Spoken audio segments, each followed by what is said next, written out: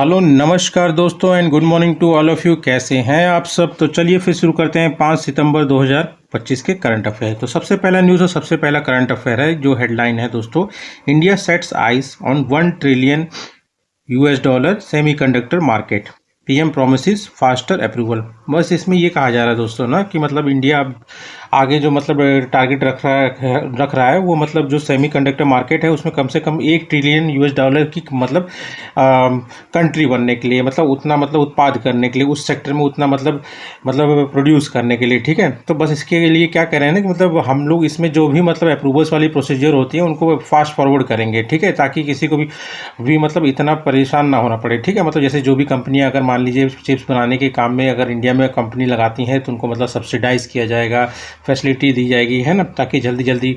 और अप्रूवल क्या है कि सिंगल विंडो टाइप का फॉर्मेशन होगा, जिससे कि मतलब तुरंत के तुरंत सब चीज़ हो जाए। ठीक है, अब इसमें हम लोग को ये जानना है कि सेमीकंडक्टर होता क्या है। मेन चीज़ आप ये जान लें, सेमीकंडक्टर वो होता है जिसकी इलेक्ट्रिकल कंडक्टिविटी जो होती है एक कंडक्टर और एक इंसुलेटर के बीच में होती है। मतलब आप उसको मैनेज कर सकते हो, मतलब उसमें मैनेज किया जा सकता है इलेक्ट्रिकल कंडक्टिविटी को। और ये इलेक्ट्रिकल कंडक्टिविटी कैसे मतलब मैनेज होती है या फिर कैसे इंप्रूव किया जाता है या डिक्रीज किया जाता है, तो वो होता है इम्प्योरिटीज़ के थ्रू। उसमें कुछ इम्प्योरिटीज़ मिलाया जाता है जिसके कारण मतलब आप जो इसकी कंडक्टिविटी को मॉडिफाई कर सकते हैं। ठीक है, तो materials with electrical conductivity between a conductor and an insulator is known as semiconductor. इसको अभी मतलब जो पीएम मोदी जी जब मतलब स्पीच दे रहे थे सेमीकॉन इंडिया वाले समिट में, तब उन्होंने इस चीज़ को बताया कि सेमीकंडक्टर आर डिजिटल डायमंड्स। ठीक है, conductivity can be modified by adding impurities. ये इम्प्योरिटीज़ जो ऐड करते हैं इस प्रोसीजर को डोपिंग कहा जाता है। और इसी वजह से, और ये जो डोपिंग किया जाता है ये क्रिस्टल स्ट्रक्चर जो होता है उस सेमीकंडक्टर का, उसमें किया जाता है और कंडक्टिविटी को अपने हिसाब से जितनी ज़रूरत हो उस हिसाब से मॉडिफाई किया जाता है। ठीक है, एग्जाम्पल इसके हैं मतलब सिलिकॉन हो गया, जर्मेनियम हो गया, गैलियम हो गया, आर्सेनाइड हो गया। ठीक है, और इसके बाद आपके जो मेटेलॉइड वाला ग्रुप आता है ना पीरियोडिक टेबल में, वो भी हैं। ठीक है, मेटलॉइड मतलब जो मेटल और नॉन मेटल्स के बीच वाले होते हैं प्रॉपर्टीज। ठीक है, अब इनकी अगर टाइप्स देखेंगे दोस्तों सेमीकंडक्टर के, तो दो टाइप्स के होते हैं। एक तो एन टाइप सेमीकंडक्टर होगा और एक पी टाइप सेमीकंडक्टर।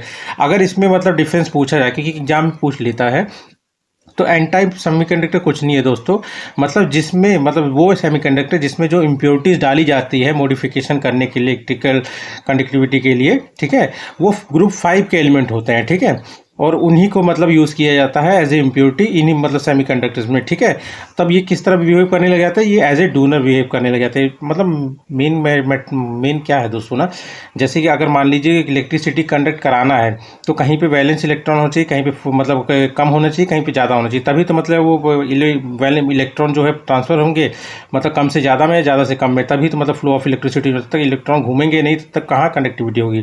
तो वही चीज़ करने के लिए अगर मान लीजिए इम्प्योरिटीज़ अगर यूज़ करते हैं ग्रुप 5 एलिमेंट को एज ए इम्प्योरिटीज़, तब ये किस तरह बिहेव करेंगे, ये एज ए डोनर बिहेव करेंगे। ठीक है, क्रिएटिंग फ्री इलेक्ट्रॉन। ठीक, और उसके बाद पी टाइप सेमीकंडक्टर होता है दूसरा टाइप। इसमें कुछ नहीं है दोस्तों, जो ग्रुप 3 आता है दोस्तों पीरियोडिक टेबल में ना, उसके एलिमेंट को अगर एज ए इम्प्योरिटीज़ यूज़ किया जाता है डोपिंग प्रोसेस के लिए, तब वो मतलब जो पी टाइप सेमीकंडक्टर वो एज ए एक्सेप्टर काम करेंगे। मतलब इनके पास फ्री होल्स होंगे, मतलब इलेक्ट्रॉन्स की कमी रहेगी। ठीक है, अब एक बात और जान लीजिए, सेमीकंडक्टर को अगर इसके नेचुरल स्टेट में देखेंगे ना, तो ये एक पुअर कंडक्टर होता है। बस इतना ध्यान रखिएगा। ठीक है, ये करके पूछ लेता है कि उसका नेचुरल स्टेट कैसा है सेमीकंडक्टर का। ठीक, उसके बाद ये क्या होते हैं सेमीकंडक्टर, एक टाइनी चिप्स होते हैं दोस्तों, मतलब पावर, मतलब ये समझ लीजिए आज की दुनिया में कोई भी ऐसी चीज़ नहीं है जिसमें सेमीकंडक्टर की यूज़ ना हो। मैक्सिमम चीज़ों की बात कर रहा हूँ मैं दोस्तों सॉरी। जैसे आर्टिफिशियल इंटेलिजेंस हो गया, सेटेलाइट्स और सेटेलाइट लॉन्च के लिए अभी हाल फिलहाल में मतलब विक्रम 32 जो एक मतलब चिप मतलब इंट्रोड्यूस हुआ इंडिजिनियसली बन के, वो भी तो मतलब इसी से बना है। तो मतलब जैसे सेटेलाइट के लॉन्च के लिए हो गया, चाहे आर्टिफिशियल इंटेलिजेंस हो गया, चाहे डिफेंस इक्विपमेंट हो, मतलब आप समझ लीजिए सिविलियन पर्पस और जो मतलब रोज़मर्रा की चीज़ें होती है उसके पर्पज़ के लिए भी, जैसे स्मार्टफोन हो गए तो सब में काम आता है उसको, चाहे लैपटॉप हो, स्मार्टफोन हो या कार हो, सब जगह। ठीक है, अब इसमें याद करने वाली क्या बात है दोस्तों कि आप ध्यान रखिए, एक इंडिया ने सेमीकंडक्टर मिशन चलाया था ISM, जो कि 2021 में लॉन्च किया गया था। उसका बजट उस समय आउटले किया गया था 76,000 करोड़ का, ठीक है। इसका मेन मकसद जान लीजिए, सेमीकंडक्टर इंडस्ट्रीज में मतलब इंडिया को ग्लोबल मतलब ग्लोबली पावरफुल बनाना, ग्लोबल में एक मतलब एक ऐसा पोजीशन दिलाना कि मतलब जो देखने लायक हो, ठीक है, पावरफुल पोजीशन हो, मतलब हम लोग इंपोर्ट से ज़्यादा एक्सपोर्ट में आ जाए, ठीक है, ज़्यादा हम लोग बाहर से मतलब इंपोर्ट के भरोसे ना रहें, ठीक है। अब इसमें क्या है, सबसे मेन तो इसमें क्या किया था, सब्सिडी दी जा रही थी। अगर कोई भी कंपनी फैब खोलता, फैब क्या, फैब्रिकेशन प्लांट, मतलब जो चिप्स को बनाने का काम करेंगे, डिजाइन का काम करेंगे, वो सब के लिए, तो उनको 50% प्रोजेक्ट का जो कॉस्ट होगा वो सब्सिडी के रूप में दे दिया जाएगा, अगर कोई भी कंपनी यहाँ पे खोलेगी, ठीक है। उसके बाद सेकंड न्यूज़ और सेकंड करंट अफेयर क्या है दोस्तों, ये है PM Modi receives first made in India Vikram 32 bit chip. यही मैं बता रहा था दोस्तों, ठीक है। 32 विक्रम 32 क्या है दोस्तों, ये मतलब एक तो पहले हमारे यहाँ पे जो चिप काम करती थी विक्रम वाली ही थी, पर वो 16 बिट की थी, ठीक है। अभी जो है इंडिजिनियसली बनाया गया, डिज़ाइन किया गया, ये पहली है, उसमें पूरा इंडिजिनियसली नहीं वर्क नहीं था, इसमें पूरा है, इसमें 32 बिट माइक्रो प्रोसेसर चिप है, जो कि पहली बार इंडिजिनियसली बनाया गया है इंडिया में, ठीक है। और 32 बिट है, मतलब इन्हेंस्ड मतलब वर्जन आ गया है, ठीक, आ गया है उसका, ठीक है। और ये किसके द्वारा लॉन्च किया गया है दोस्तों, ये मतलब बनाया गया है, लॉन्च तो मतलब हुई है, डिज़ाइन किया गया इसरो का जो विक्रम साराभाई स्पेस सेंटर है और सेमीकंडक्टर लेबोरेटरी जो चंडीगढ़ की, इन दोनों ने मिलकर विक्रम 32 को बनाया है। इससे पहले 16 बिट की विक्रम 6, ये ध्यान रखना, विक्रम 1601, 16 से 16 बिट हो गए, 01 चिप 2009 में आई थी, इसी को यूज़ हो रहा था इसरो के जो भी लॉन्च व्हीकल हैं उसमें, ठीक है। उसके बाद आज का थर्ड न्यूज़ और third current affair, COP conference of parties 30 to focus on known solution से इट्स प्रेसिडेंट। मतलब ये अभी क्या है दोस्तों ना, नवंबर में ये कॉन्फ्रेंस ऑफ पार्टीज होने वाली है, मतलब ये United nation framework convention on climate change की, ठीक है। तो उसी के लिए बात कर रहे थे, जो उनके प्रेसिडेंट है वो बोल रहे थे कि इस बार जो है मतलब सिर्फ मतलब वादे नहीं लिए जाएंगे, मतलब भौकाल में आके आदमी बहुत बहुत बोल देता है, वो सब चीज़ें होंगी, मतलब एग्जैक्ट सॉल्यूशन के लिए खोजा जाएगा, ठीक है। मतलब एग्जैक्टली सॉल्यूशन क्या है उसके ऊपर ज़्यादा फोकस किया जाएगा, ठीक है। नोन सॉल्यूशन, कोई मतलब हवाबाजी वाला काम नहीं होगा इस बार, ठीक है। तो नोट में क्या है दोस्तों, आज पूरा कॉन्सेप्ट आपका क्लियर हो जाएगा, मतलब कॉन्फ्रेंस ऑफ पार्टीज होता क्या है दोस्तों। कॉन्फ्रेंस ऑफ पार्टी कुछ नहीं है दोस्तों, ये एक सुप्रीम गवर्निंग बॉडी है किसी भी इंटरनेशनल कन्वेंशन के लिए। इंटरनेशनल कन्वेंशन वो होता है जैसे कोई इंटरनेशनल ट्रेटी होगी जो मतलब लीगली बाइंडिंग है उसके नेशंस के ऊपर, जिन्होंने उसको रेटिफाई किया है। बहुत चीज़ मतलब देखिए, दो तरह का प्रोसीजर होता है, एक तो सिग्नेचर होता है, एक और रेटिफिकेशन। सिग्नेचर मतलब हाँ हम करना चाहते हैं, हम करेंगे टाइप का हो गया, ठीक है। पर रेटिफिकेशन होगा लीगली बाइज होता है, मतलब ये मतलब आपने फॉर्मली कर दिया है कि हाँ इसमें जो भी चीज़ें लिखी गई है उसको हम लोग लीगली फॉलो करेंगे, ठीक है। अब इसमें कंपोजिशन क्या होता है, कंपोजिशन कुछ नहीं दोस्तों, इसमें सिर्फ और सिर्फ जो मेंबर स्टेट्स होते हैं ना, मतलब कॉन्फ्रेंस ऑफ पार्टीज़ के या फिर उस पर्टिकुलर इंटरनेशनल कन्वेंशन में जिसने जिसने रेटिफिकेशन किया है वो सब, ठीक है, उनके रिप्रेजेंटेटिव होते हैं। और मतलब यूनाइटेड नेशन द्वारा कुछ मतलब एक्ट क्रिएटेड, मतलब जो ऑब्जर्व होता है, एक्ट क्रिएटेड मतलब जैसे कि जो गवर्नमेंटल नहीं होते हैं, मतलब जैसे NGO हो गए या फिर कोई और अलग अलग से मतलब इंटरनेशनल ऑर्गेनाइजेशन को भी बुलाया जाता है इसमें कॉन्फ्रेंस ऑफ पार्टीज़ में, ठीक है। अब इसमें किया क्या जाता है, मतलब जैसे कि अब ये तो कॉन्फ्रेंस ऑफ पार्टीज आपको समझ गया कि मतलब ये सुप्रीम बॉडी है किसी भी मतलब इंटरनेशनल ट्रीटी या रूल या फिर कन्वेंशन के लिए, ठीक है। तो इसमें बस यही किया जाता है कि जो भी मतलब है, मतलब कन्वेंशन है, ये इसके रिगार्डिंग इसका इम्प्लीमेंटेशन कैसे हो रहा है, ठीक है। और अगर नहीं हो रहा है तो इसमें डिसीजन लिए जाते हैं जरूरी, जो कि मतलब इसको जो मतलब इम्प्लीमेंटेशन है इसके इफेक्टिवनेस को बढ़ाए, ठीक है, इस कन्वेंशन के लिए, ठीक है। बस इतना ही काम है इसका। अब बहुत तरह के मतलब COP पार्टीज हैं, मतलब कॉन्फ्रेंस ऑफ पार्टीज बहुत सारी हैं अलग अलग कन्वेंशन के लिए। उनमें से पहला है बेसल कन्वेंशन, ये हजार्डस वेस्ट मूवमेंट्स को रोकता है, ठीक है। मतलब एक कंट्री से दूसरी कंट्री में अगर कोई हजार्डस मटेरियल ट्रांसफ़र कर रहा है तो ये कन्वेंशन उसको रोकता है, ठीक है। और केमिकल वेपन कन्वेंशन, ये भी सेम वही है, जो केमिकल जितने वेपन हैं उनको मतलब बनाने के लिए, डिज़ाइन करने के लिए, उनके इधर से उधर जाने के लिए, इम्पोर्ट एक्सपोर्ट सब पे मतलब रोक लगाता है, ठीक है। उसके बाद आता है कन्वेंशन ऑफ बायोलॉजिकल डाइवर्सिटी, ये तो आप जान रहे हैं, ठीक है। फिर convention on the conservation of migratory species of wild species, ठीक है, जो माइग्रेट करते हैं, चाहे बर्ड हो या फिर मतलब एनिमल हो। साइट्स तो आप जान ही रहे हैं, क्योंकि 3 तरह के अपेंडिक्स मैंने आपको, अगर नहीं ये पता है तो आप लास्ट वाले लेक्चर में आप जाके देखिए, इसका अपेंडिक्स साथ मैंने मतलब डिटेलिंग किया हुआ है, ठीक है। क्योटो प्रोटोकॉल तो आप जानते ही होंगे, ग्रीन हाउस गैसेस के इमिशन को कम करने के लिए मतलब इसको लाया था, मतलब 6 तरह के गैसेस के लिए लाया गया था। और इसका शायद मतलब 2012 तक टारगेट रखा था, 2008 से लेकर 2012 तक मतलब पहला मतलब कमिटमेंट रखा गया था, ठीक है। फिर उसके बाद मीना माता कन्वेंशन हो गया, ये डिजीज़ का नाम है दोस्तों, मरकरी के मतलब जो एक्सपोजर है या इन सब चीज़ों पे रोक लगाने के लिए कन्वेंशन आया था, ठीक है। मतलब कि ज़्यादा इनहेलिंग या फिर हो जाएगा तो बहुत दिक्कत करता है, इसीलिए आया था। एक रामसर कन्वेंशन है, ये वेटलैंड्स के लिए आता है दोस्तों, ठीक है। उसके बाद आपका रोटरडैम कन्वेंशन, ये ध्यान रखना दोस्तों, लोग इसमें कन्फ्यूज हो जाते हैं। ये इंपोर्टेशन जो हाजार्डस केमिकल है उसके ऊपर रोक लगाता है, उससे रिलेटेड ये कन्वेंशन है। उसके बाद आपका Stockholm convention of persistent organic pollutant, persistent PO मतलब ऑर्गेनिक पॉल्यूटेंट मतलब पीओपीस। पीओपीस वो होते हैं दोस्तों केमिकल जो कि मतलब किसी भी प्रोसेस से डिग्रेड नहीं हो पाते हैं, समझ रहे हो ना। ये इतने हजार्डस हैं कि मतलब हमेशा ये रहते ही है, मतलब ये ख़त्म नहीं होते, ठीक है। इसके लिए इनके लिए ये कन्वेंशन है। ये सारे कन्वेंशन पे मतलब कॉन्फ्रेंस ऑफ पार्टीज बैठती हैं, ठीक है।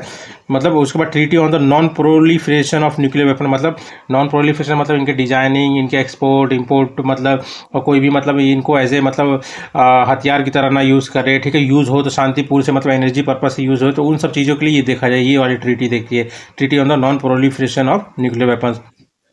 उसके बाद आपका आ गया United Nation convention of combat desertification, ये भी आप समझ रहे हैं। United Nation convention to against corruption, ये टू नहीं सो अगेंस्ट करप्शन है। उसके बाद एक हो गया आपका United nation framework convention on climate change, यही हम लोग अभी बात कर रहे हैं दोस्तों। WHO फ्रेमवर्क कन्वेंशन ऑफ तंबाकू कंट्रोल, ये भी आप समझ रहे होंगे, ठीक है। अब UNFCCC मतलब जो अभी तक मतलब इंपॉर्टेंट मतलब कॉन्फ्रेंस ऑफ पार्टीज हुई हैं, तो वो थोड़ा सा हम लोग जान लेते हैं। मतलब मैं उनको इंक्लूड किया हूँ जो अक्सर मतलब एग्जाम में पूछ सकता है और मतलब मैक्सिमम लोग मतलब कवर नहीं करते हैं, ठीक है। तो पहला कि मतलब कॉन्फ्रेंस ऑफ पार्टी कहाँ हुआ था, ये ध्यान रखिए दोस्तों, बर्लिन हुआ था जर्मनी में। और 29 जो हुआ था, मतलब जो लास्ट हुआ था, अभी वाला तो आपको पता ही है कि मतलब ब्राज़ील में होगा, ठीक है, बेलेन में, ठीक है, 2009 2025 में होगा। अभी जो 30वां एडिशन है वो मतलब ब्राज़ील के बेलेन में होगा, ठीक है, नवंबर 2025 में। तो इससे पहले वाला जो हुआ था कॉन्फ्रेंस ऑफ पार्टीज 29, ये बाकू हुआ था अजरबैजान के 2024 में, ठीक है। तो ये दोस्तों कुछ मतलब कॉन्फ्रेंस ऑफ पार्टीज़ हैं मतलब जो हेल्ड हुई हैं, तो ये थोड़ा ध्यान से देखना दोस्तों, अक्सर ये बच्चे मतलब छोड़ देते हैं, ये बहुत इंपॉर्टेंट वाला है। सबसे पहले आप जान लीजिए कॉन्फ्रेंस ऑफ पार्टी थर्ड, ये काफ़ी इंपॉर्टेंट है क्योंकि यहाँ पे कायोटो प्रोटोकॉल कन्वेंशन लाया गया था, ठीक है। उसके बाद आपका है कॉन्फ्रेंस ऑफ पार्टी 7, ठीक है, ये 2001 में हुआ था, ये 1997 में हुआ था। ये माराकीश अकॉर्ड मतलब जो रेटिफिकेशन वाला प्रोसेस था ना, उसके लिए एक स्टेज तैयार किया था इसने, किसके, क्योटो प्रोटोकॉल के लिए। माराकीच मतलब एक्चुअली क्या है, जो नाम ये पड़ता है ना दोस्तों, ये मतलब वो जिस जगह पे ये होता है उसी के नाम पड़ जाता है। जैसे माराकीच मोरक्को में जो हुआ था, मतलब ये वाला जो मतलब कॉन्फ्रेंस ऑफ पार्टी, इसीलिए इसी के नाम पे माराकीच अकॉर्ड रख दिया गया था। उसके बाद एक कॉन्फ्रेंस ऑफ पार्टी 8वां है, ये 2002 में हुआ था, ये न्यू दिल्ली में हुआ था, ठीक है। एक तरह से जान लीजिए इसमें दिल्ली डिक्लेरेशन लाया गया था, ठीक है। Development needs of the purest country, मतलब इस पर ज़्यादा फोकस किया गया था, मतलब जो भी मतलब पूरेस्ट कंट्रीज़ हैं, मतलब डेवलपिंग कंट्रीज़ हैं, उनके मतलब जो नीड्स है डेवलपमेंट के लिए, उसके लिए स्टेप उठाया गया था इसमें। दिल्ली डिक्लेरेशन यही है, ठीक है। उसके बाद COP13 क्या है दोस्तों, कॉन्फ्रेंस ऑफ पार्टी, ये 2007 में हुआ था, बाली वाला। ये बहुत इंपॉर्टेंट है दोस्तों, इंडोनेशिया का बहुत ही ज़्यादा इंपॉर्टेंट है। ये इसलिए इंपॉर्टेंट है क्योंकि यहाँ पे बाली एक्शन प्लान आया था। मतलब इस समय क्या बात किया गया था इस कॉन्फ्रेंस ऑफ पार्टीज में कि जो मतलब क्योटो प्रोटोकॉल का जो कमिटमेंट है, जिसके तहत मतलब ग्रीन हाउस गैसेस को कम करने की बात की जा रही है, ठीक है, और सस्टेनेबल डेवलपमेंट में काम करने के लिए बात किया जा रहा है डेवलपिंग नेशन में, वो 2012 में जब खत्म हो जाएगा तो उसके बाद कौन सा काम होगा, मतलब कौन सा एक मतलब long term comparative action plan लाया जाएगा क्लाइमेट चेंज में, उसके ऊपर बात हुआ था इस पर, ठीक है। क्योंकि इसी समय क्योटो प्रोटोकॉल्स का फर्स्ट कमिटमेंट जो था एंड हो रहा था 2012 में, और कमिटमेंट मतलब 2008 से 12 तक वाला था, ठीक है। फर्स्ट कमिटमेंट ऑफ प्रोटोकॉल वही टू रिड्यूस एमिशन ऑफ 6, ये मतलब आपका जो है ग्रीन हाउस गैसेस को कम करना और promote sustainable development in developing nation, मतलब कार्बन डाइऑक्साइड हो गया, मीथेन हो गया, नाइट्रस ऑक्साइड हो गया, हाइड्रोफ्लोरोकार्बन हो गया, परफ्लोरोकार्बन हो गया, उसके बाद सल्फर हेक्साफ्लोराइड हो गया, ठीक है। उसके बाद एक और है दोस्तों कॉन्फ्रेंस ऑफ पार्टीज 19, ये काफ़ी इंपॉर्टेंट है दोस्तों क्योंकि इसमें डेवलपिंग नेशंस में जो भी मतलब अगर मान लीजिए कोई भी क्लाइमेट के कारण मतलब लॉस हुआ या कुछ हुआ, तो उसके लिए एक मतलब loss and damage fund type का मतलब एक मैकेनिज्म तैयार किया गया था, ठीक है। 2013 में वॉर्सो में हुआ था, Warsaw international mechanism for loss and damage, ठीक है। इसमें एक पहली बार इंटेंडेड नेशनली डिटरमाइंड कंट्रीब्यूशन वाला प्रोग्राम लाया गया था। इसके तहत क्या किया जाएगा ना, हर नेशन जो भी मतलब रेटिफाइड है इस कन्वेंशन से, वो अपने टारगेट बताएगी, मतलब वो इन फ्यूचर में क्या कंट्रीब्यूशन देगी मतलब क्लाइमेट चेंज से लड़ने के लिए, ठीक है, उसका क्या पर्सनल कंट्रीब्यूशन रहेगा और उसको कितना अचीव कर रहा है, ये सब भी मतलब ट्रैक होगा, ठीक है। उसके बाद एक और चीज़ होता है रेड प्लस क्या है, reducing emission from deforestation and forest degradation in developing countries, ठीक है। मतलब ये लॉस एंड डैमेज उन्हीं कारण है, मतलब जो मतलब जैसे क्लाइमेट चेंज के कारण जो भी दिक्कतें अगर डेवलपिंग नेशन में आ रहा है तो वो किसके कारण हो रहा है, जो डेवलप्ड हो गए उन्हीं कारण है ना, तो इसीलिए इस चीज़ को लाया गया था इस मैकेनिज्म को। और कॉप कॉप 26 इंपॉर्टेंट है इसके बाद, ठीक है। ये ग्लासगो में हुआ था मतलब उत्तराखंड में, उत्तराखंड नहीं सॉरी दोस्तों, ये है आपका यूनाइटेड किंगडम। वैसे तो स्कॉटलैंड में है, स्कॉटलैंड इसी का पार्ट है, मतलब नॉर्थ वाला पार्ट है शायद, देखना। और इंडिया अनाउंस किया था इसमें पहली बार नेट जीरो टारगेट बाय 2070, ठीक है। उसके बाद फोर्थ न्यूज़ और फोर्थ करंट अफेयर है आपका दोस्तों, ग्लोबल सस्टेनेबिलिटी से मतलब समिट 2025, ठीक है। सस्टेनेबिलिटी आप समझ रहे हैं, इसको प्रमोट करना मतलब ग्लोबली, ठीक है। इसमें मतलब करीब 10 से ज़्यादा नेशंस ने पार्टिसिपेट भी किया था। इंडिया में ही हुआ है दोस्तों, न्यू दिल्ली में, ठीक है। मतलब 20वां एडिशन है। और ये ऑर्गेनाइज किसने कराया है दोस्तों, confederation of industry, Indian industry दोस्तों। ये एक तरह से मतलब नॉन गवर्नमेंटल है ऑर्गेनाइजेशन, जो कि इसकी स्थापना 1895 में, हेडक्वार्टर न्यू दिल्ली, और चेयरमैन या प्रेसिडेंट आप मान लीजिए राजीव मेमन। मतलब एक तरह से ब्रिज का काम करता है, मतलब गवर्नमेंट और इंडियन इंडस्ट्रीज के बीच में, ठीक है, इन्होंने करवाया। उसका फिफ्थ न्यूज़ और फिफ्थ करंट अफेयर आपका दोस्तों, कंट्रोलर जनरल ऑफ इंडिया। ये कौन है दोस्तों, तो मैं आपको एक बार दिखा देता हूँ। ये वो दोस्तों 32 वाली चिप है ये। एक सेकंड दोस्तों, हाँ। ये देखिए दोस्तों, जो मतलब विक्रम 32 वाली चिप आई है ना, वो यही है, ठीक है। और जिनकी मैं बात कर रहा हूँ अभी, ये हैं वो, जिनको अभी नया सीजी ऑफ इंडिया के मतलब सेलेक्ट किया गया है, ठीक है। इनका नाम क्या है दोस्तों, टीसीए कल्याणी जी हैं, जो इंडिया की नई controller general of accounts of India. अब नाम से समझ आ रहा है कि जो भी इंडिया का मंथली या ईयरली बेस का अकाउंट्स वाला डिस्ट्रीब्यूटिव मतलब सिस्टम होगा, ये सारा का सारा यही संभालते हैं, मतलब मेंटेन करते हैं। मतलब जो भी अकाउंट है, एनुअल और मंथली अकाउंट इंडिया का, वो सब यही मेंटेन करते हैं। मतलब ये डिपार्टमेंट, ये पोस्ट मेंटेन करता है, ठीक है। और इस पोस्ट को क्रिएट किया गया था 1975 में, और ये पोस्ट जो है डिपार्टमेंट ऑफ एक्सपेंडिचर के अंडर में आती है, जो कि खुद मतलब मिनिस्ट्री ऑफ फाइनेंस के अंडर में, ठीक है। और फर्स्ट ध्यान रखना, कंट्रोलर जनरल ऑफ अकाउंट कौन थे इंडिया के, तो वो है वी नरहरि राव, ठीक है। और एक तरह से ये मतलब अकाउंटिंग रिलेटेड जो भी होता है गवर्नमेंट ऑफ इंडिया के लिए, उसको एडवाइस भी करते हैं, ठीक है, इंडिया को, ठीक है, अकाउंटिंग से रिलेटेड, ठीक। इसके बाद सिक्स न्यूज़ और सिक्स करंट अफेयर है आपका दोस्तों, एनसीईआरटी, ठीक है। एनसीईआरटी क्यों न्यूज़ में, क्योंकि अभी इसका 65th फाउंडेशन डे मनाया गया है दोस्तों, ठीक है। इसका फाउंडेशन डे अगर 65th को मनाया गया तो कब है इसका मतलब, कब बना था, तो 1 सितंबर 1961 को ये स्टार्ट हुआ था, स्टैब्लिश हुआ था। फुल फॉर्म इसका national council of educational research and training है, ऑटोनोमस बॉडी है, मतलब कोई किसी के ऊपर मतलब दबाव, किसी का दबाव नहीं है इसके ऊपर, सॉरी दोस्तों, ठीक है। न्यूज़ क्या है इसमें, इसने अभी हाल फिलहाल में इसी मौके पे अपने फाउंडेशन डे के मौके पे सेलिब्रेट करते हुए 4 इनिशिएटिव की घोषणा की है।